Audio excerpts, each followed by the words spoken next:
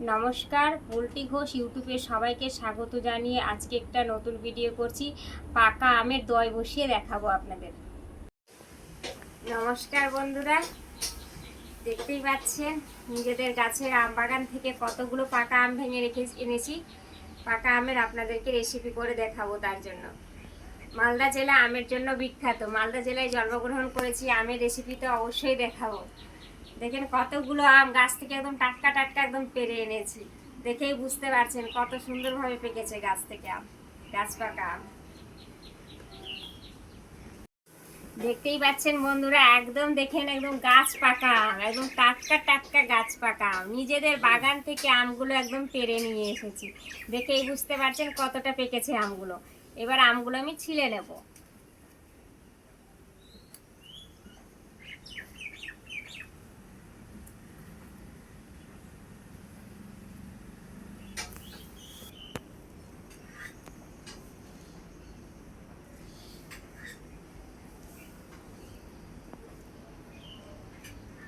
দেখেন বন্ধুরা, আমগুলো আমি ছিলে নিয়েছি, এবার রেখে দেবো।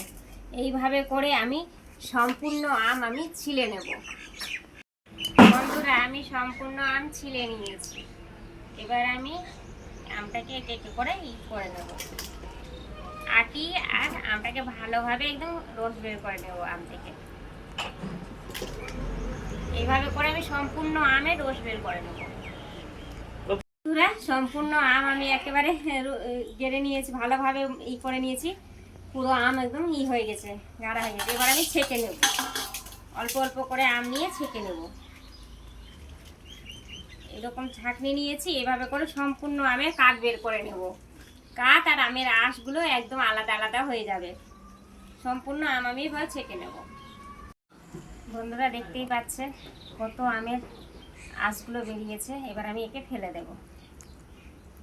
এই যে দেখতে পাচ্ছেন আমের কাঠ তৈরি হয়েছে, খুব সুন্দরভাবে আমের কাঠটা তৈরি করে নিয়েছি। বন্ধুরা, এই যে আমের কাঠটা আমি তৈরি করলাম, কিভাবে করলাম আপনাদের বলে দিই। এখন তো পাকা আম চলছে, একদম গাছ পাকা আম। গাছ পাকা আমকে ভালোভাবে ছিলে ওর থেকে পুরোটা রস বের করে নিলাম। রসটা বের করে ওর মধ্যে ছাঁকনিতে ছেঁকে নিলাম, ছেঁকে নিয়ে আঁশটা আলাদা করে দিলাম। দেখেন কত সুন্দরভাবে হয়েছে, দেখেই বুঝতে পারছেন আমি পুরোটা ছেঁকে নিয়ে এসেছি আমের। এবার আমি গ্যাসটা জ্বালিয়ে দেবো।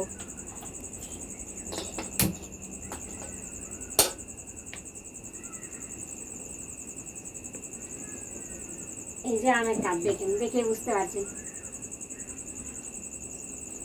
এবার আমি কড়াইয়ের মধ্যে ঢেলে দেব।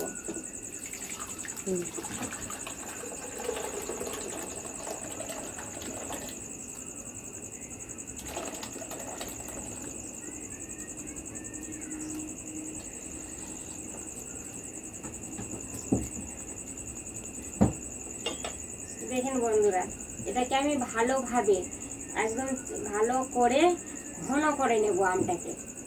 আমের যে রসটা রয়েছে ভালো করে ঘন করে নেব।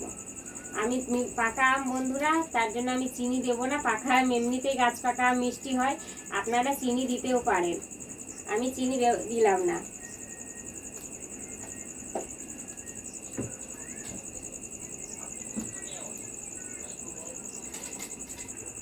এখন হলো বন্ধুরা, দেখতেই পাচ্ছেন একদম আমটা একদম অনেকটাই আমি ঘন করে নিয়েছি। আমের কাঠ আমার তৈরি হয়ে গেছে। এই পর্যায়ে আমি গ্যাসটা বন্ধ করে দেব।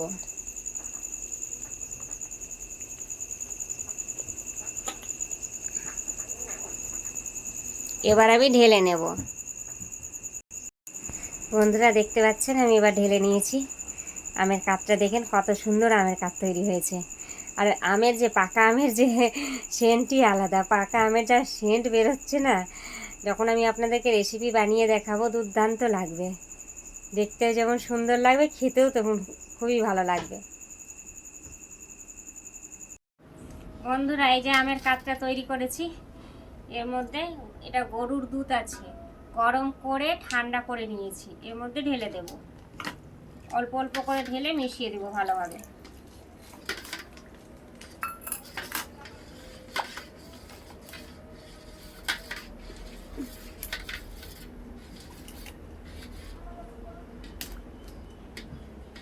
দেখতেই পাচ্ছেন একদম মিশে গেছে। বন্ধুরা, পাকা আমের আপনাদের দই বসিয়ে দেখাবো, তার জন্য এই যে মাটির হাঁড়িটা নিয়ে নিয়েছি, আর এটা হচ্ছে পাকা আমের কাঠ, এটা আমি দিয়ে দেব।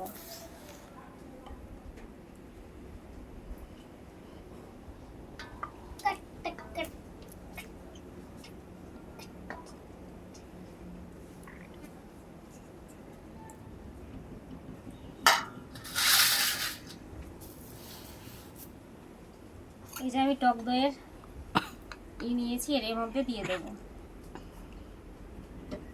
এটা দেওয়ার কারণ হলো বন্ধুরা, ভালোভাবে দইটা একদম ভালো করে জমবে। পাকা আমের দই একদমই ভালোভাবে জমবে।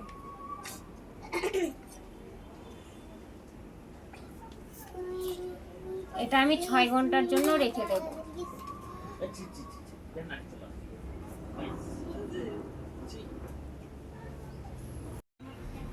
ভালোভাবে একদম দইটাকে জমতে দিয়ে দিলাম 6 ঘন্টার জন্য। বন্ধুরা, 12 ঘন্টা পরে ফিরে এলাম। দেখতেই পাচ্ছেন পাকা দইয়ের একদম পাকা আমের দইটা কত সুন্দরভাবে বসেছে। এবার আপনাদেরকে আমি কেটে দেখাচ্ছি। এই যে দেখেই বুঝতে পারছেন কত সুন্দর দইটা জমেছে।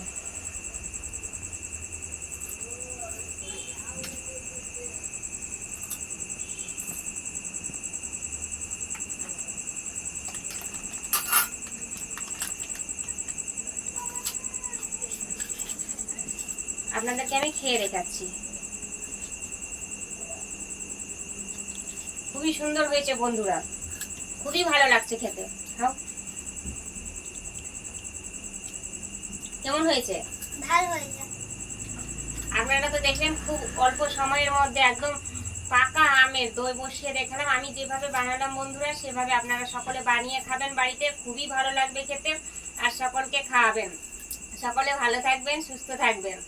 আর আমার যে ইউটিউব চ্যানেলটা রয়েছে সাবস্ক্রাইব করে দেবেন, সাবস্ক্রাইবের পাশে যে ঘন্টিটা আছে ক্লিক করে দেবেন। নিত্য নতুন ভিডিও পেতে অবশ্যই লাইক ও শেয়ার করবেন। আর আমার যে পাকা আমের দইটা আপনাদের কেমন লাগলো অবশ্যই কমেন্টে জানাবেন, আর বেশি বেশি করে শেয়ার করে দেবেন যাতে সকলের কাছে আমার ভিডিওটা পৌঁছে যায়।